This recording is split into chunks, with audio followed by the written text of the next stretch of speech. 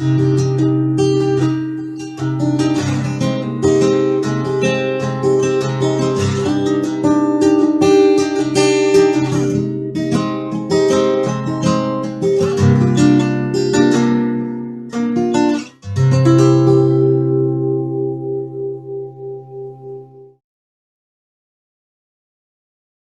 behalf of Erskine Theological Seminary and PM 705Z, the spring 2023 class, I say thank you. Thank you for entering into this semester adventure with your student. We appreciate the fact that you see this as a vital component to a capstone course, a culminating course of their Erskine Theological Seminary education. This lecture is really built for you to understand your role as the field supervisor.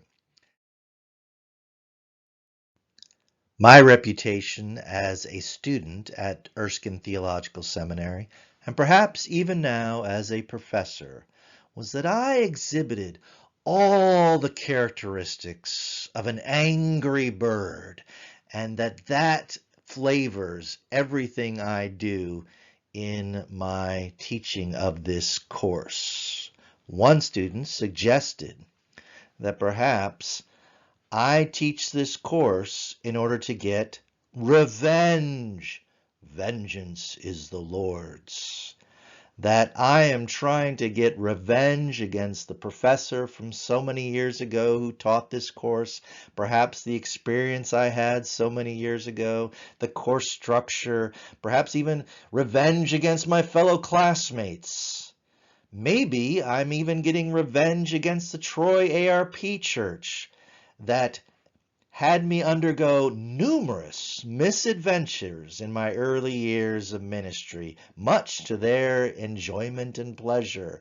However, I am not trying to expose all the dark corners of ministry at the Troy ARP Church and regale all the students with the numerous stories that I have about ministry.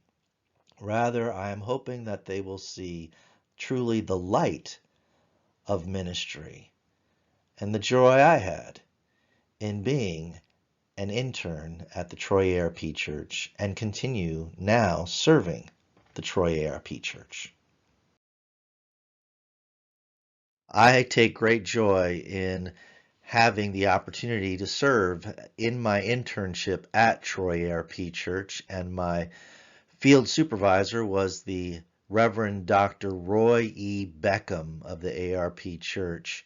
He allowed me to enter into the family atmosphere, and I hope that your time with your protege, your student, you will be able to welcome them in to the behind-the-scenes part of ministry. We do not need students entering into ministry unaware of some of the struggles, some of the day-to-day realities, and you are very much a part of that this semester.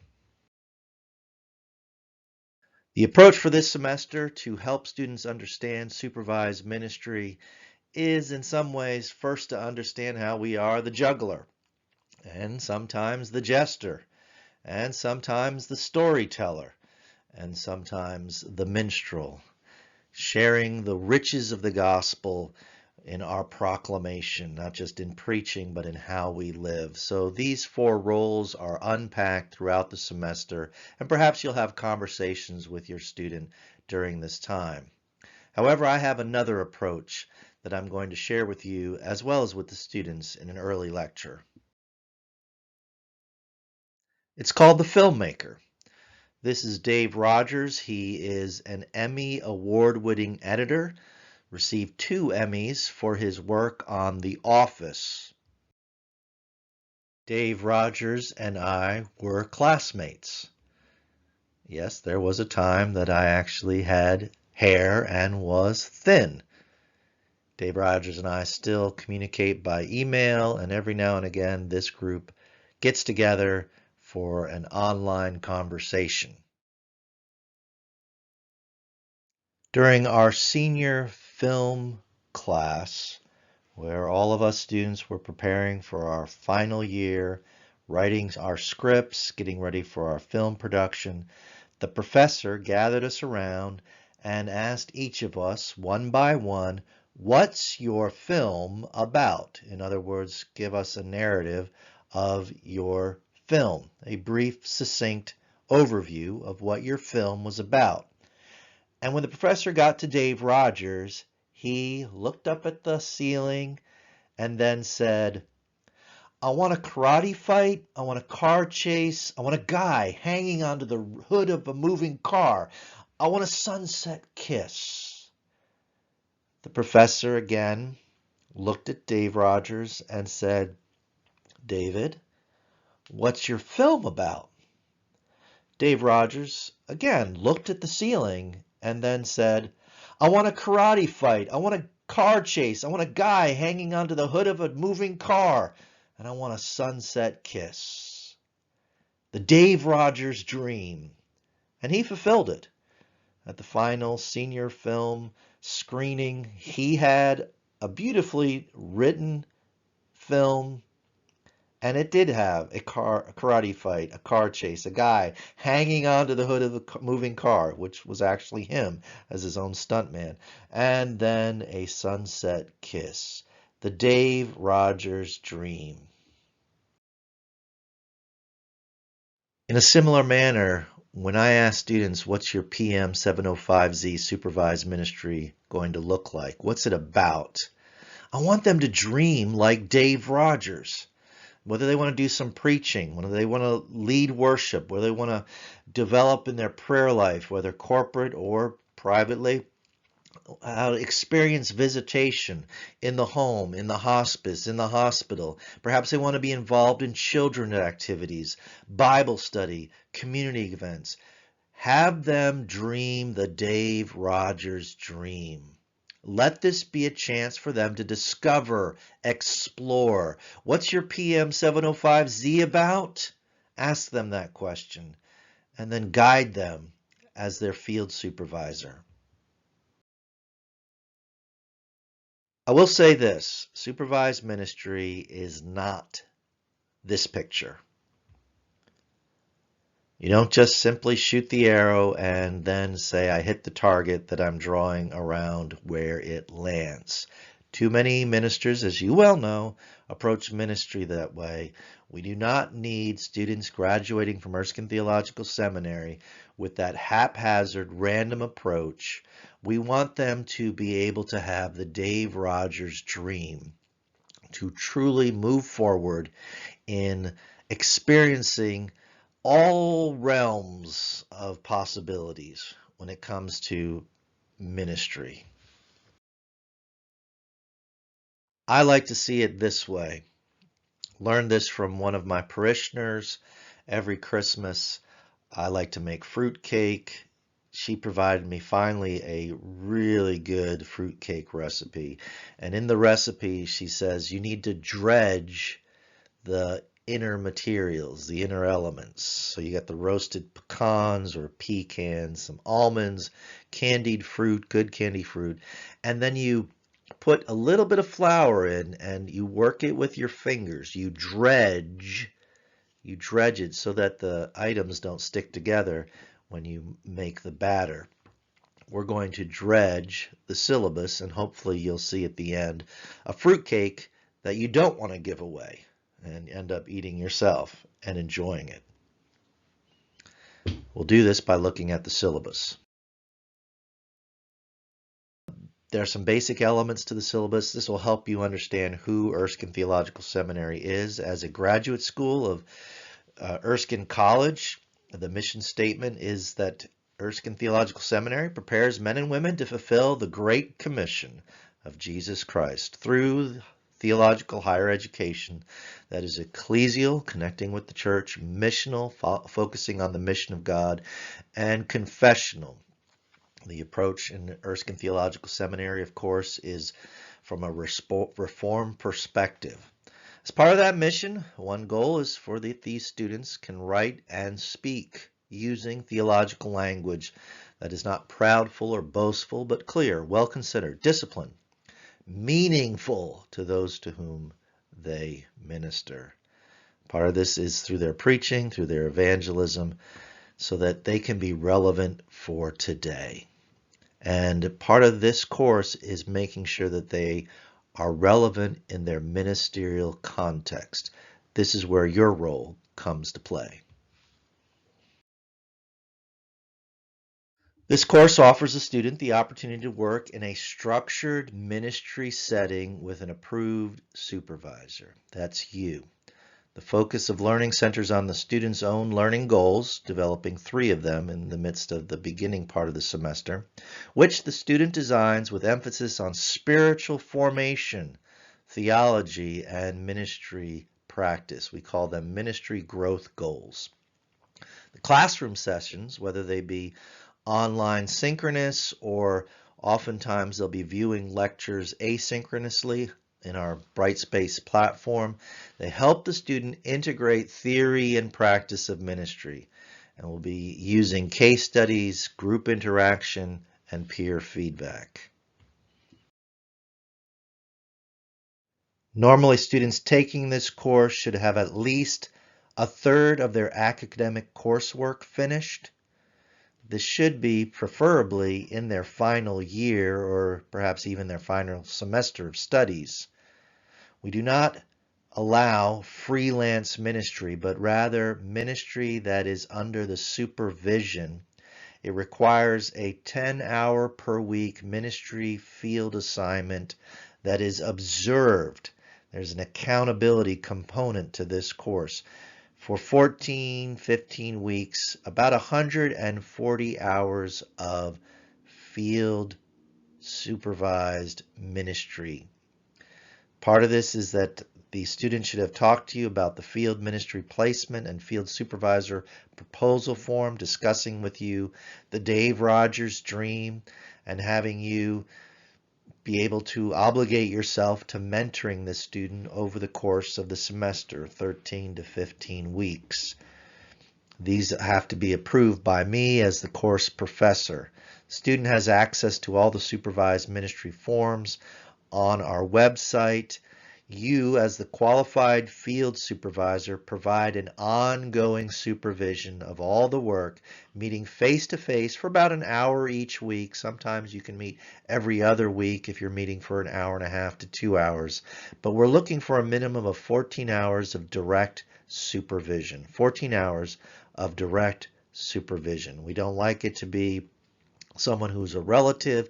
If you are the pastor of this student, please be mindful that you already have some trajectory of watching this person, but come into it as seeking to have an even greater mentoring role. You can email me at any time, jpmar@erskine.edu, if you have questions, maybe concerns. Perhaps you want to just discuss some of the elements of the class, perhaps some of the activities that your student is exploring. You can also call me, 864-941-7440. This is the Troy ARP Church cell phone. You can leave a message. You can text me and to say who you are and ask me to call you back. I, of course, am in ministry just like you. Got a lot of things always moving during the week, but I will call you back as soon as possible. You can share some of the joys of the experience with me if you want, but also want to recognize that we do have times where the relationship between the field supervisor and the student goes sour, and I want to be aware of that early on so that we can rectify or resolve any of those situations. It does happen. Students can be very resistant to the mentoring, counsel, and guidance of the field supervisor, and I need to be aware of that. I'll see some of it in the field supervisor reports that you're doing, but please email me, call me, or text me. This is a hybrid course, therefore there are components that are online through the Erskine Theological Seminary Brightspace platform. There are times that I actually call, text, email back and forth with students as well. Sometimes I'll even travel to go visit with students, see their setting, understand better their ministerial context. They, of course, will be going through various modules on the Brightspace platform throughout the semester, lectures that I'll be sharing about what it means to be mentored, what does it mean to fail, what does it mean to enter into somebody's home and do visitation.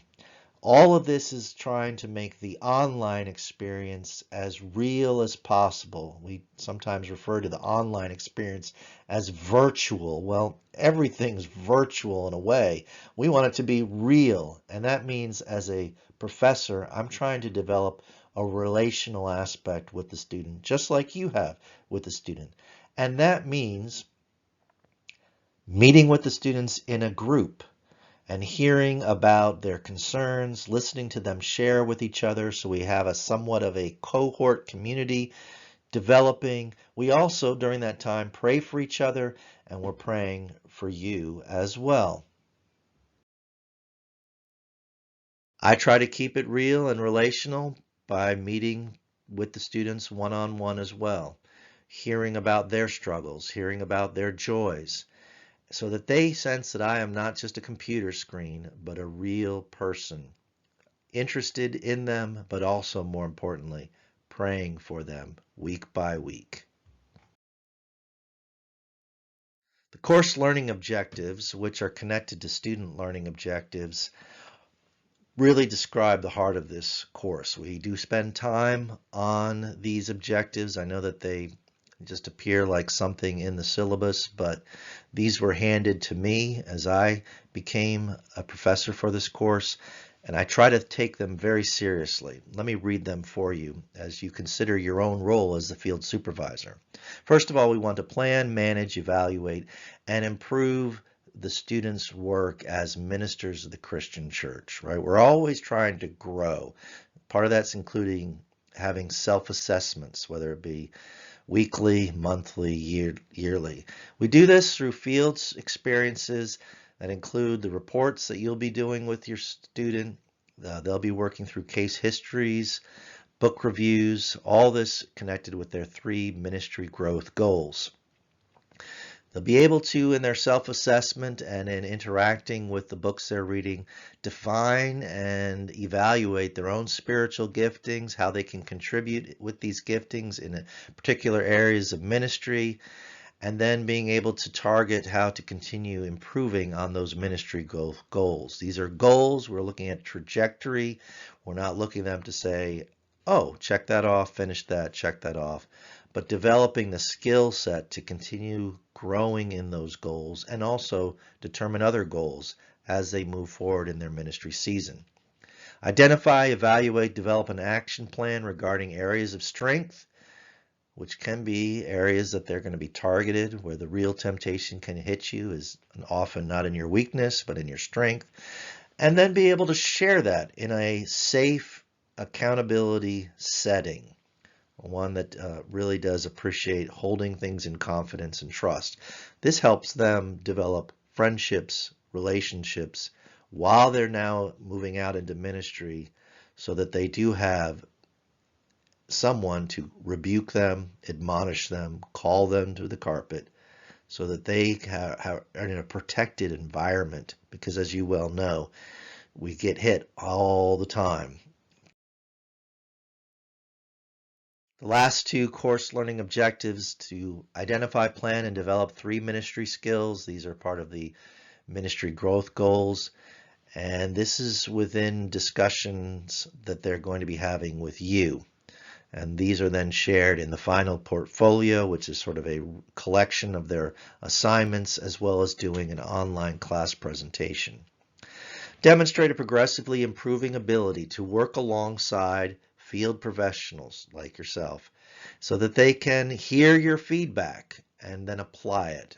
As you know, one of the places that we need to address is students often resist feedback, resist the pushing we do to make them grow more. It may be generational, it just may be the temptation that's out there these days, but we need ministers who are willing to hear how they can improve their ministry skill set. As you well know, there's no time for reading bad books. This is really building your pastor library. What is going to be on your shelf? What's going to be nearby your bed? What's going to be nearby the chair where you do your study? What's going to be in your pastor study? What's going to be close at hand? What do you keep? What do you say, I'll go to the library to get that? What do you not do? So they have to choose 3 books, not that something they haven't read before. One discussing a contemporary pastoral issue, one that has some traction with it. So before 1925, a little bit of history trajectory to that, and then one that's a little bit deeper. You got to sink your teeth into, perhaps something that's studying biblical theology or systematic theology or exegetical theology. 3 books. They can talk with you about those 3 books. We actually had a student and their field supervisor read a book together as part of the semester. It's up to you if you'd like to do that. But you can track and ask, how's that book? One of the things I do is have the students share the books that they've read and suggest to their fellow students, read this, don't read that. This is the conversations that we should be having as ministers with each other. When we see a good book, we're able to relate it to somebody else. If we read a bad book, we say, avoid this. Course requirement number 7 actually appears in almost every course. It's called the Applied Ministry Evaluation Report, or as we would say, the AIMER. This is something Dr. Gore established as we were moving towards accreditation. We wanted to have something that displayed that we were in accordance with competency-based education, basically showing that we were having an evaluation occurring within the student's ministerial context. This can be preaching a sermon, teaching a Sunday school class with a Sunday school lesson, leading a Bible study. Perhaps you've already done this with the student, and I'm just going to remind you that this is going to be a part of this course as well. I encourage students early on to do the AIMER as soon as possible. It comes quickly towards the end of the semester and they don't get themselves set up to do the AIMER and they end up losing 9 points. So your students should be approaching you and you should be already having a conversation with them about how they can fulfill this AIMER requirement. Course requirement number 4, the field supervisor reports, are reports that you fill out. The student actually will be sharing these documents with you. You will fill them out. There are 3 of them. They're 1 to 2 pages, depending on which one. And then the student will discuss that supervisor field report with you. You will sign it, the student signs it, and then the student emails it back to me. For the first field supervisor report, you're going to be talking with your student about the 3 learning goals that emphasize spiritual formation, theology, and ministry practice. The idea is that they will be cultivating these skill sets, and perhaps then you'll also be discussing some of the ministry issues that have arisen during the week. Of course, these goals are not intended to be accomplished fully during the semester, but you're going to be tracking them. And these are due at the first of each of the months during the semester. 1st of February, 1st of March, and 1st of April. Again, for course requirement number 4, the student will be providing you with the field report that you will fill out, and then you'll have a time during your meeting to discuss that report. You sign it, the student signs it, and the student submits it back to me. Student is responsible for giving the report form to you and then securing the completed form and returning it back to me. There have been times that a field supervisor, for whatever reason, may fail in doing the report, and you can email me or text me or call me when some things arise that make the reports end up being pushed back in terms of their timely submission. But for the most part, try to be tracking with the student to have these reports accomplished on time. In many ways, PM 705Z, Supervised Ministry, is gathering together a record that can bless the student in the future. That first of all begins with the placement form. I still have mine. I still have a wonderful relationship with my field supervisor. Still appreciate his times that he prays for me, counsels me. This is where you become part of the storyline, the ministry experience of your student, not just for this semester, but for their entire ministerial career. Likewise, I have the old form that Dr. Beckham filled out, and we've updated the form, but they're meaningful to me. And in times of discouragement, I can go back through my portfolio and in many ways hear the ripple effect of God's call on my life through this PM 705Z course. This is what makes it relational. These are conversation openers when you are meeting with your student and discussing their continued growth and movement towards graduation and ultimately their season in ministry beyond Erskine. To review, regarding the documentation that's required throughout the semester, 3 field supervisor reports. Remember that the first one includes discussing the student's 3 ministry growth goals. Let me give an example from my days. When I took this course, I'd had 3 growth goals. I sort of, in my verbose way, listed it out saying, in light of my personal growth needs in ministry and the opportunities for ministry in my place of service this semester, I said I was verbose, right? I pledge to achieve or to grow toward the following goals. First goal, rediscover God's ministry calling on my life through pastoral serving, visitation, preaching, leading worship, youth work, and spiritual disciplines. I wanted the Dave Rogers dream. I wanted to do it all. Unfortunately, Dr. Beckham was encouraging me to have that Dave Rogers dream and try to do as much as I could, learn as much as possible in the course. Of course, one of the things that I did as a part of that was to choose books that helped me to achieve this goal, or at least think more about this goal. And I ended up writing a paper about all that. It wasn't really a part of the course, but I did it for myself, evaluating my progress based on my reading and learning, okay, how can this be an important part of my life beyond just the year that I was taking the course? So 10 years later, I was still reviewing this and saying, this is how far God has taken me. Where's he going to take me the next 10 years and the 10 years after that? It's really you're writing something to bless your future self. And so when you talk to their goals, make sure they're not simply saying, I got to cross the finish line. You know, ministry is a marathon. This is from my supervised ministry experience, a summary of what I was looking to do day by day throughout the semester. One of the things your student will be doing is tracking each day the number of hours that will be designated for various items within their Dave Rogers dream. And on whatever day you choose to meet with the student, you can review those week's activities.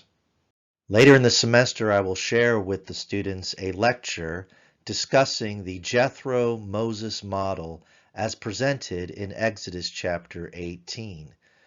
Jethro counseling Moses as Moses is considering delegating some of his responsibilities, how Moses is supposed to be praying for those people, teaching them the guidelines, showing them the way, showing them the work, how to organize the group into something that's manageable, how to select qualified leaders so that they can lead appropriately each group, how those chosen leaders will have continuing authority that is appropriate in their leadership responsibilities, how those leaders are able to, first of all, decide routine matters, and when greater matters come, then they can bring those to the chief leader.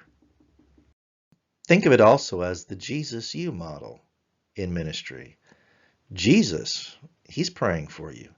Jesus is teaching you the guidelines. Jesus is showing you the way, the truth, the life. Jesus shows you the work. He's the one who organizes believers into manageable groups. He's the one who chooses. He calls leaders to serve. He's the one who gives you continued authority. He's the one who helps you decide routine matters and how to bring everything to God, right, in Him, in His name. Now, for the students, I go through each of these and show the biblical basis so we can see that the Exodus 18 model is fulfilled in Jesus's earthly ministry. But I also like to see this as you, as the mentor, having a similar relationship with your student, praying for them, teaching them guidelines, showing them the way, showing them work, helping them to organize believers, making sure they understand what it means to be chosen and then how to choose other leaders, how to move forward in the Lord's authority, how to have routine matters decided upon, and then ultimately to bring every care to the Christ with Him in that prayer time. This is what Reverend Beckham did for me. And so I'd like to just pray for you and your relationship with your student this semester. Heavenly Father, I am so grateful for Dr. Beckham, his energy, his passion. He is what made this course so meaningful and significant, and in the echoes of it resonate still in my life and ministry. And I pray for this field supervisor that they would have a similar experience and the student would be receptive to those echoes, those ripples that will just continue on into their ministry, and that maybe one point they'll be able to mentor. I pray for a good relationship. We know that there are things that will continually make ministry not something mechanical, but it can be relational. And for your blessing and favor to rest upon this relationship. In Christ's name, amen. The field before you as field supervisor is one of growth, and I hope that it will be a blessing to you as well as to your student. Jesus said, I am the vine, you are the branches. If a man remains in me and I in him, he will bear much fruit. Apart from me, you can do nothing.